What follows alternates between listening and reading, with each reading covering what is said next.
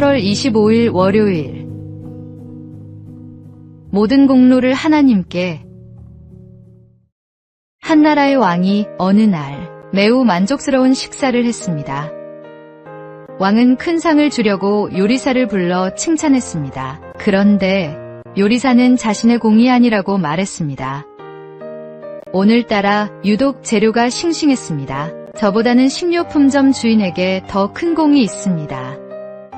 주방장의 말을 들은 왕은 식료품점 주인을 불렀습니다. 그런데 식료품점 주인도 자신의 공이 아니라고 말했습니다. 농부가 열심히 농사 지은 것을 저는 가져다만 팔았는걸요. 진짜 공은 농부에게 있습니다. 왕은 이번엔 농부를 불렀습니다. 그런데 농부마저도 자신의 공이 아니라고 말했습니다. 저는 그저 땅에 씨앗을 심고 거두기만 하는 농부입니다. 주 하나님이 좋은 햇볕을 주시고 때에 맞게 비를 내려주셔서 좋은 곡식을 거둘 수 있었습니다. 제가 한 것은 아무것도 없습니다. 모든 일을 내가 한 일이라고 생각할 때 감사할 일이 하나도 없지만 모든 일을 주님이 주신 은혜라고 생각할 때 감사의 제목이 넘쳐납니다. 누구보다 헌신했음에도 모든 공로를 하나님의 은혜로 돌린 사도 바울처럼 우리가 이루는 모든 일에 대한 공로를 오직 주님께만 돌리십시오. 오늘의 말씀, 내게 능력 주시는 자 안에서 내가 모든 것을 할 수 있느니라. 오늘의 만나, 우리의 모든 성취가 하나님의 은혜임을 인정하고 겸손한 마음으로 감사를 드리는 삶을 살아가시기 바랍니다.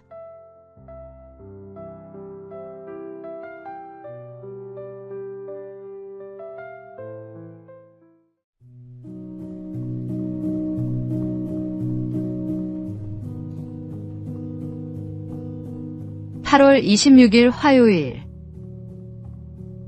받은 복을 헤아리라.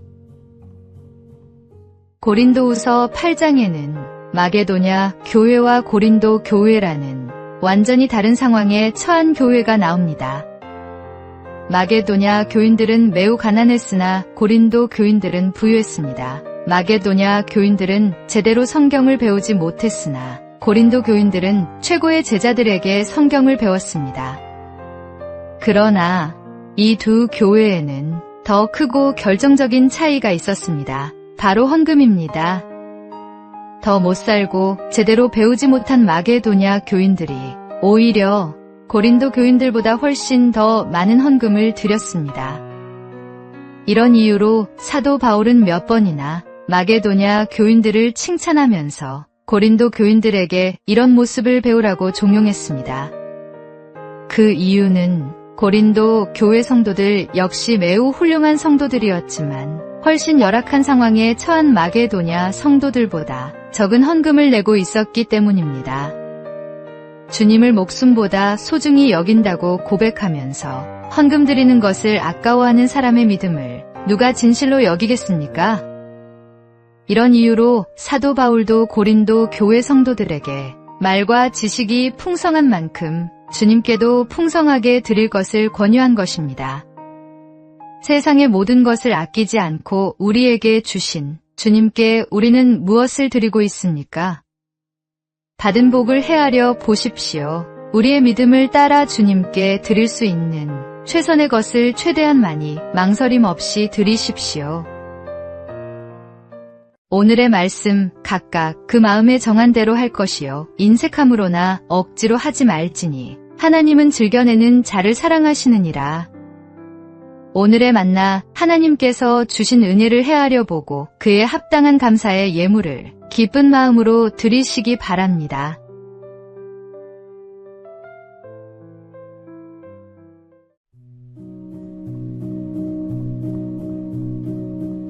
(8월 27일) 수요일.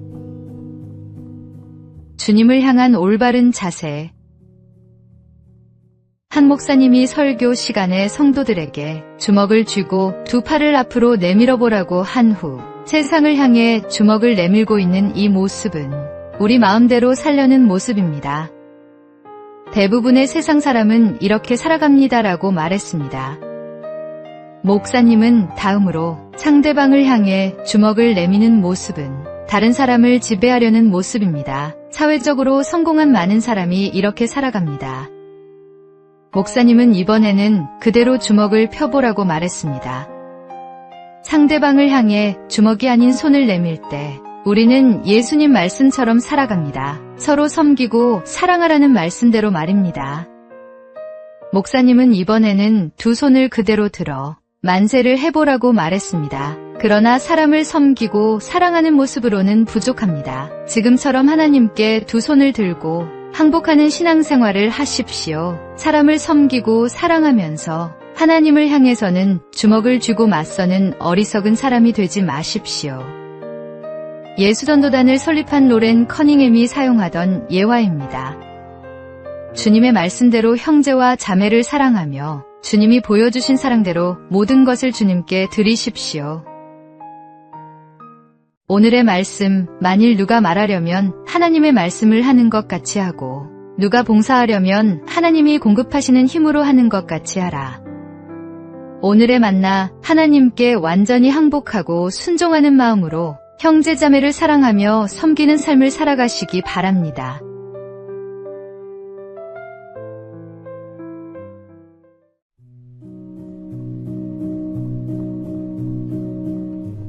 (8월 28일) 목요일.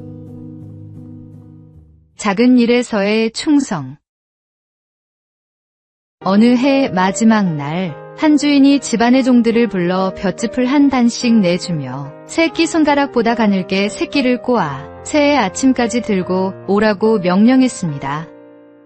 주인이 들어가자 종들은 투덜대기 시작합니다. 채, 지독하네. 섣달금은 날까지 이렇게 부려먹고 싶나. 게다가 손가락보다 더 가늘게 꼬라니 참나.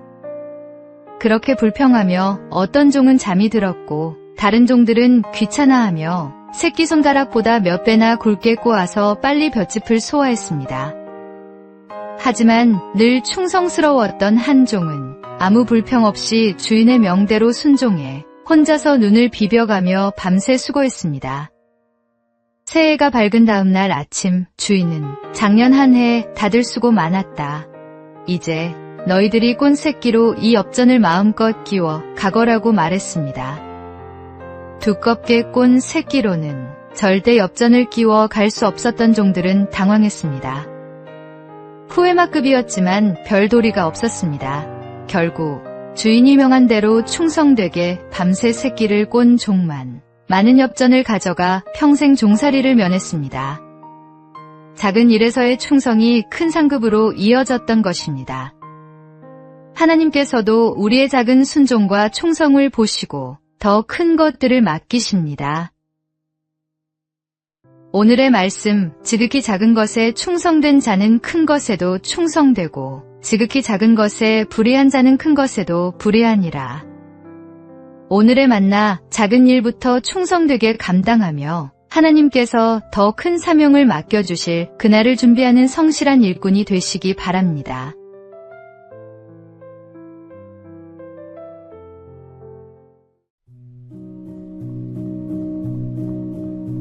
(8월 29일) 금요일. 작은 친구들의 큰 걱정. 묵과 닿은 강가 한쪽, 오랜 친구인 피라미, 잠자리, 개미가 모였습니다.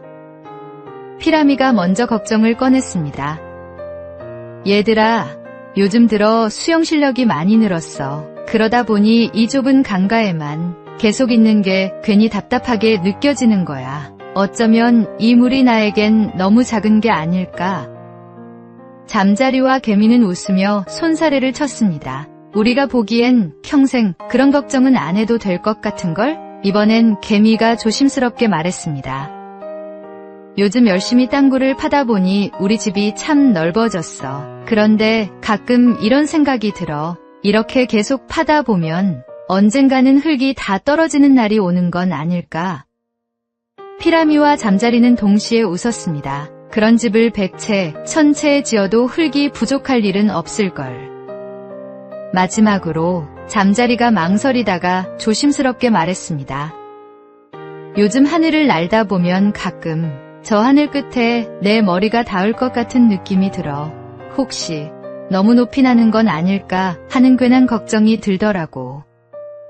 이번에는 피라미와 개미가 서로를 보며 말했습니다. 세상에서 그런 쓸데없는 걱정은 또 처음 들어보네. 세 친구는 서로의 이야기에 웃음을 터뜨리며 걱정과 생각들을 함께 나누었습니다.